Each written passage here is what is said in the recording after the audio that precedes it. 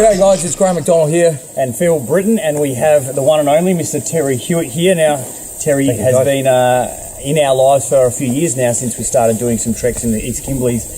And, his long list of things that, he has accomplished, well, probably too many for me to mention, but I know factual that you've spent probably about 10 years in the regiment, in the SAS, and just recent awarded OAM, Order of Australia Medal, which is amazing for your work in charity. And in tourism as well, is that right? Adventure tourism. Adventure tourism, which, and that's probably just only two little things. And Terry, just tell us a little bit more about yourself, what you do, what you specialise in, where you've been, and what brings you out here. Yeah, well, I initially signed up and did 12 years in the Army, and then I spent 10 years with the Special Air Service Regiment. I specialised in high altitude parachuting and in the counter-terrorism role. I went through to troop sergeant, so I was a troop commander and a troop sergeant of an air operations troop.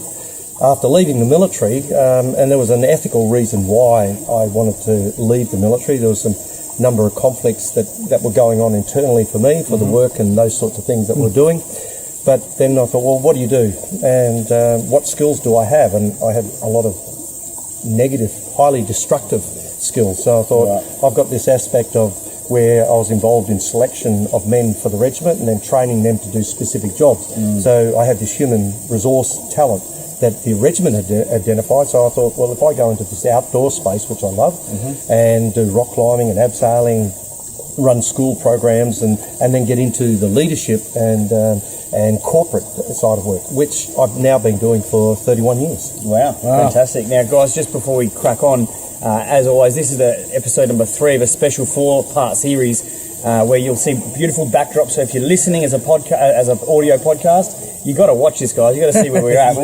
What's the name of this gorge here? Just behind us? It's called Regular Gorge. Regular Gorge. In the Durack Range. And let me tell you, it's not just a regular gorge. It's amazing. So please, if you're listening, go watch it at some point. It'll be great. Graham? Guys, look, up to this point, we've discussed about knowing where you are in the first podcast, in the journey to get there. But I guess what we'd like to summarise in this sort of chat is about the leadership lessons you've been sharing with us and the group as we've sort of traversed the land. So, I know, Terry, you've been numbering a few things with different situations, but in your opinion, both as a person and also for someone running a business, what are the qualities or how do you develop a strong leadership strategy?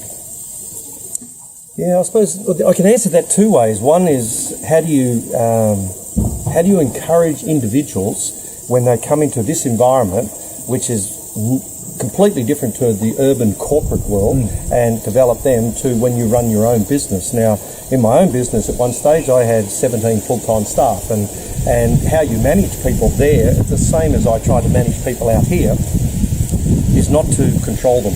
Allow them a degree of freedom of expression, and even if that goes to,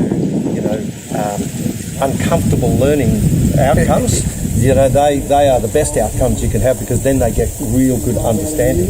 So for me, it's hands off, and it's coaching, and it's more about asking questions of what's going on, so that they actually answer their own questions rather than someone telling them do this like this, because then they just become imitators of what they've been taught, where you're trying to tap within this innovation and this creation aspect of who they are and how they express their leadership. Yeah, for sure. Look, I know that we found some great similarities in how you operate in this space and how myself and Phil run our business, because, guys, if you're watching this or listening in, to have someone dictate and tell you what you need to do, it'll only get you so far, and you're going to find that you've got lazy staff that aren't proactive in their thought process. Whereas, the way that Terry operates, he gives you instructions or an outcome that wants to be reached, and then as a group or as an individual, you need to ask the right questions of how you're going to get there. So I think that's something that we've definitely developed. So if you guys don't already do that or need to find out how, hit us up and we'll definitely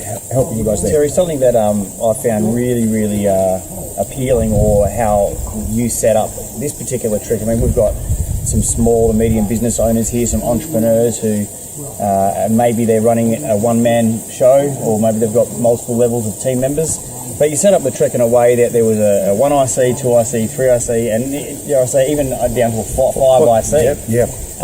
Can you tell me a little bit about how that works? I mean, I know, and I just want you to explain it in your words. on what is the outcomes on each of those levels, elaborating on sort of what you were just saying before.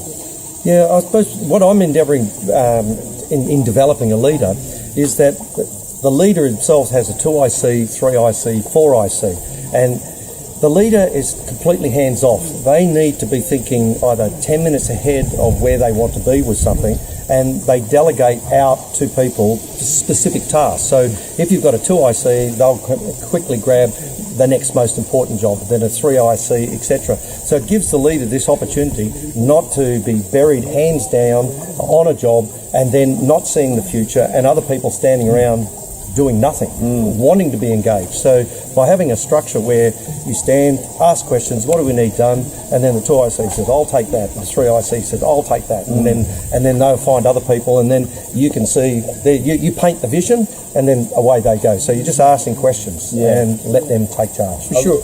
Can I just jump on that as well? Please. So I really also enjoyed how it was the 1IC, the person, the leader who's in charge, doesn't have to do all the jobs, as you're saying, but they are forward planning and thinking into the future way ahead of anyone else.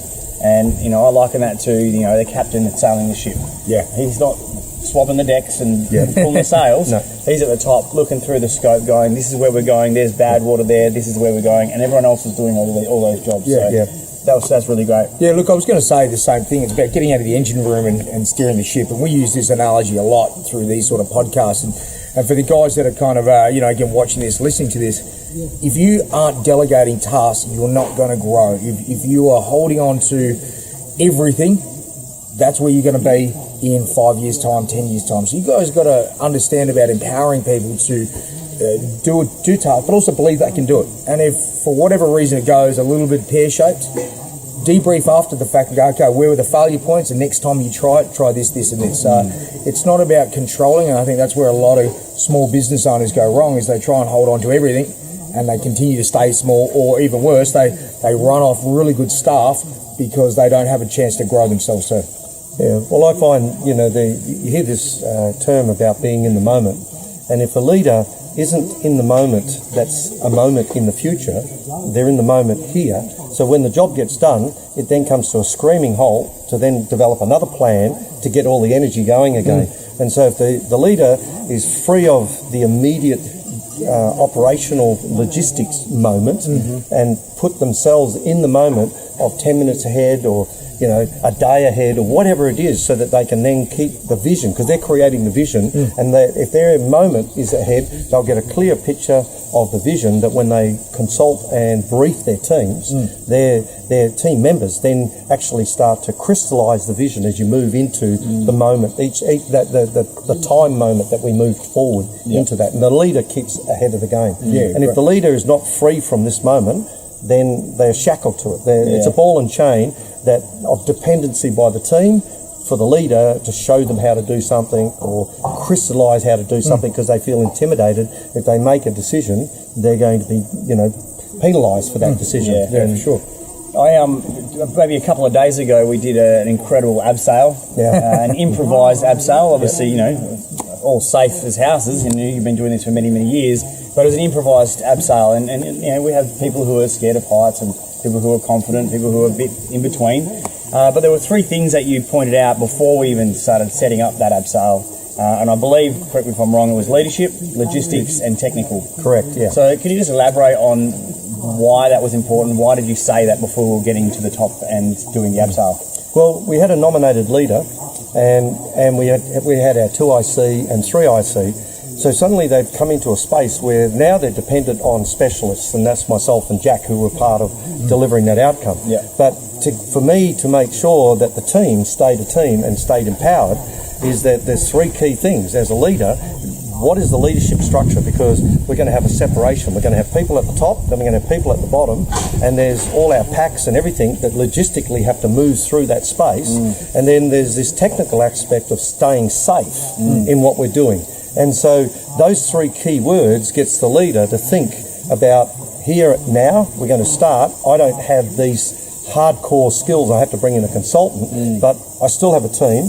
I still have to get my team to the bottom safely, and we've got to get all our gear there. And we want to do it efficiently as well as safely. And so we can set timelines and benchmark what we're doing. And giving the leader those 3 key words, it means then the team can start functioning in those key areas to make sure that they've got all those things together. Absolutely. We've got our leadership, we've got our logistical bits, and everyone's empowered to keep that logistical chain moving as smoothly and looking for efficiencies, and then making sure our safety and the technical aspects of all of that coming together for our safety. And at the end of all that, there was a saying that you say, oh, well, what time did we anticipate?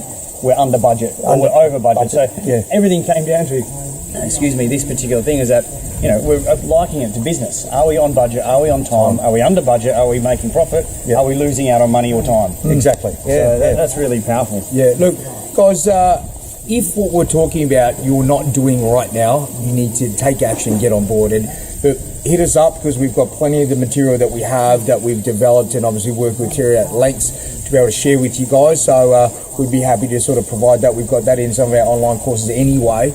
If you don't already do this, you're probably in a great space, because you don't already have a pre-existing model, so you can start to implement these types of strategies in there as well. So guys, hit us up, get on board, because we'd love to share this with you. I'd like to just probably finish with one thing, and then if you have anything, parting advice for us leaders.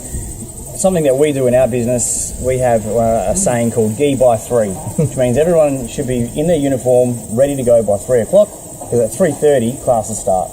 So we expect our guys to be in their uniform at 3 o'clock, then have a power chat. And it was really cool to see that, when we would come in on a camp and we'd select an area, we wouldn't take our packs off. We'd go, does everyone agree this looks like a good spot? Okay, circle up. Keep your packs on, leader takes charge. Okay, these are the things we need to do today, right now. Fire, wood, put the billy on, go get fish, all that type of stuff. It was like that power meeting before we can sort of sit back and get back into, normality. Can you just explain a little bit about that, the importance of that brief chat, and maybe even if there's other chats, there's that chat, then there's the evening chat, and then there's the handover and all that sort of stuff. Yeah, well, what we were doing here, we have a map because we're navigating through an environment.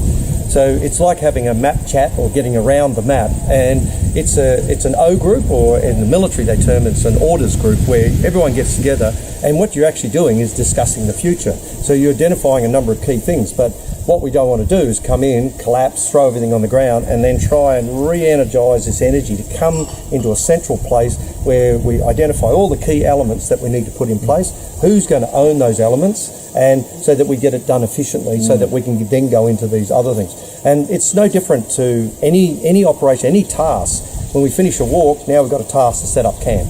And the quicker and the more efficiently that we set up our camp, then that gives us more quality time to go out there and explore who we are, on the riverbank, catching a barramundi, or doing something, having the fun time, putting the F word in the workplace of fun. But glad you said that. The F word. So we make sure that everyone's on the same page, and what the leader's doing is actually handing over control. They're abdicating any physical responsibility, because they can just go and do a little job, and they're just thinking about the future and what's going on around here and how we're going to maximise this space, because they've delegated right there. Everyone's taken ownership of a task. Look, I guess what it really boils down to is good communication and good questions being asked by the leaders and sharing. So, we can't insist enough on having a conversation with your team, and obviously having their input added in there as well. So, Terry, do you have any sort of parting piece of advice? Let's just say, hypothetically, we have a business owner, and it really doesn't matter what business they're in, a business owner who's struggling to find strong leadership within themselves, or how to deliver leadership within their team. Sort of like, what would be your parting piece of advice, or you should do this, start here? Yeah, I suppose the conversation that we've had during this session is about some key aspects of how you get your team together. But as a leader, I find a leader's got a number of other layers that they're looking at, that they actually, you can't use words, you actually have to demonstrate by your action and how you support people. So the big T word, trust. How do you create a trusting team where they know it's a safe place if they make a mistake? It's a safe place for them to say, look, I forgot this, and then you can implement some strategy early in the piece to negate any negative outcomes. So the leader is constantly managing an environment where they're thinking of their people and building this trust. But there's also the ethics of how we want to do things and how we're doing things there in this space as a team. And that's a culture that a team is developing. So you just can't put those things in a piece down on words and say, this word's trust. So this is how you demonstrate trust. What it is, it's led from the front, and people know after a while this person's always delivering. I can trust this person. And when they hear the leader say, oh, gee, look, I forgot this.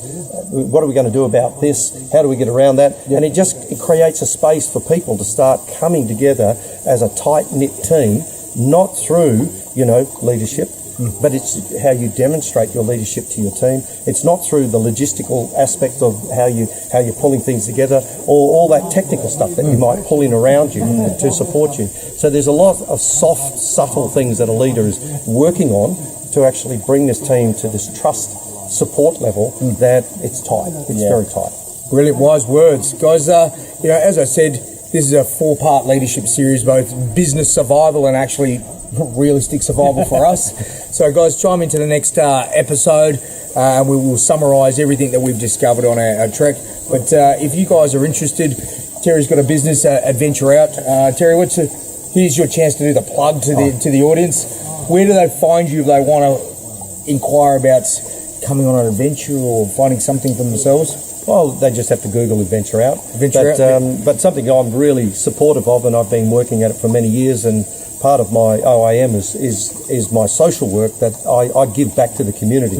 And so Urban Descent is a charity event that I have created. I've turned it into a not-for-profit. The last 14 years, it's raised $8.5 million. So, by how you get involved, how you do things in the community, and that's one thing I find with teams, is when you draw people who not only want to be in a team and look after their family, they care about the environment, but they care about their community. And this is really strong glue that brings a team together, and they work efficiently because there's more than an agenda of just making a profit. There's about how I feel good about this group of people who are just all contributing to good families, good communities, and that good social structure, and how do we care and look after things that we live in and belong to and the next generation. Yeah. Right. Well, guys, like Graham said, this particular trek here, this is mine and Graham's third time. We've enjoyed it so much, and we wanted to bring our friends and people who are in our network along for the ride as well, because we wanted to take you out of the grindstone, out of the day-to-day, and give you a chance to work on yourself personally but also professionally. So if you'd like to join us on an adventure coming up soon, please reach out, admin@teamler.com.au, and we'll be able to give you guys as much information as we can. Also, don't forget to comment, share, like, all that type of stuff, so we can get feedback and make sure we're on target and on topic for giving you great advice. And last but not least, don't forget to tune in to the next episode. Terry, thank you very much, my friend. It's been a pleasure as always. Thanks, mate. Cheers. And we'll see you all in the next episode.